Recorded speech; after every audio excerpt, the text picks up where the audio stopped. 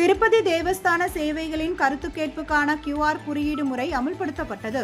பக்தர்களுக்கு வழங்கப்படும் சேவைகள் மற்றும் வசதிகள் குறித்து கருத்துக்களை அறிய தேவஸ்தானம் வாட்ஸ்அப் ஸ்கேனரை அமைத்துள்ளது. திருமலை திருப்பதியில் பல இடங்களில் QR குறியீடு வசதி உள்ளது. மொபைல் மூலம் ஸ்கேன் செய்தால் தேவஸ்தானம் கருத்து கேட்பு பக்கம் வாட்ஸ்அப்பில் திறக்கும்.